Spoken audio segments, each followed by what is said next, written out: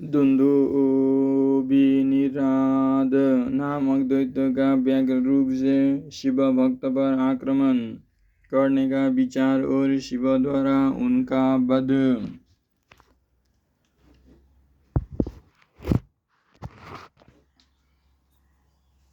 सनत कुमार जी कहते हैं, व्यास जी, अब मैं चंद्रमौली के उस भव्य चरित्र का वर्णन करूंगा जिसमें शंकर जी ने दुन्दुभिनिराद नामक दैत्य को मारा था। तुम सावधान होकर श्रवण करो।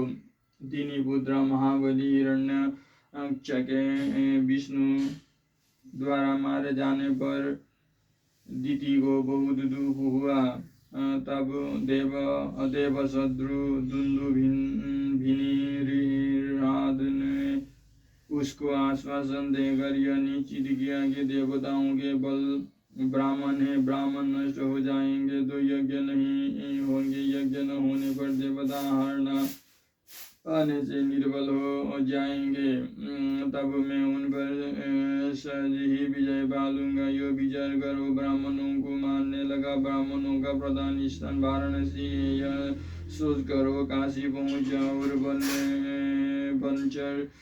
बनकर संविदा लेते हुए जल में जलचर बनकर स्नान करते हुए वो रात में व्याघ्र बनकर सोते हुए ब्राह्मणों को खाने लगा। एक बार शिवरात्रि के अवसर पर एक भक्त अपनी पर्णशाला में देवाधिदेव शंकर का पूजन करके ध्यानस्थ बैठा था। बलाभिमानी दैत्यराज दुन्दुभिनिराद ने व्याघ्र का रूप धारण करके उसे खा जाने के विचार किया, परंतु वो भक्त दृढ़ चित्त से शिव दर्शन की लालसा लेकर ध्यान में तल्लीन हो रहा था। इसके लिए उसने पहले से ही मंत्र रूपी अस्त्र का विन्यास कर लिया था। इस कारण वो दैत्य उस पर आक्रमण करने में समर्थ न हो सका। इस सर्वव्यापी भगवान शंभु को उस दुष्ट रूप वाले दैत्य के अभिप्राय का पता लग गया। तब शंकर ने उसे मार डालने के विचार किया।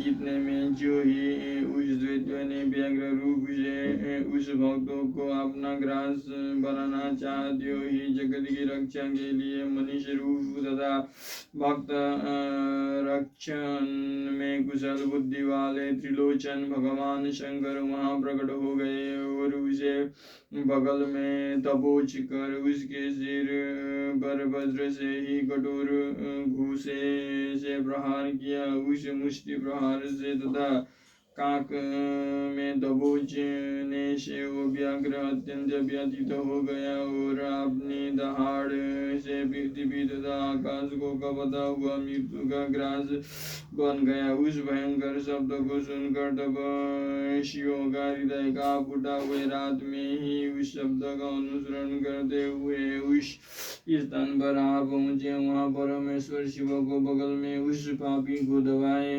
वे देखकर सब लोग उनके चरणों में पड़ गए और जय जयकार करते हुए उनको स्तुति करने लगे। तदनंतर महेश्वर ने कहा, जो मनुष्य यहाँ आकर श्रद्धापूर्वक मेरे इस रूप का दर्शन करेगा, निस्संदेह मैं उसके सारे उपद्रवों को नष्ट कर दूंगा। जो मानव मेरे इस चरित्र को सुनकर और हृदय में मेरे इस लिंग का स्मरण करके संग्राम में प्रवेश करेगा, उसे अवश्य विजय की प्राप्ति होगी।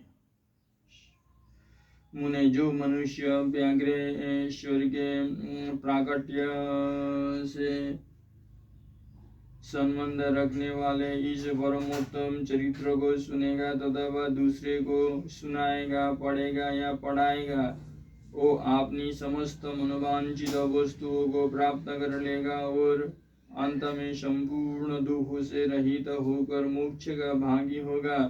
शिव लीला संबंधी अमृतमय अक्षरों से परिपूर्ण यह अनुपम आख्यान स्वर्ग, यश और आयु का देने वाला तथा पुत्र की वृद्धि करने वाला है।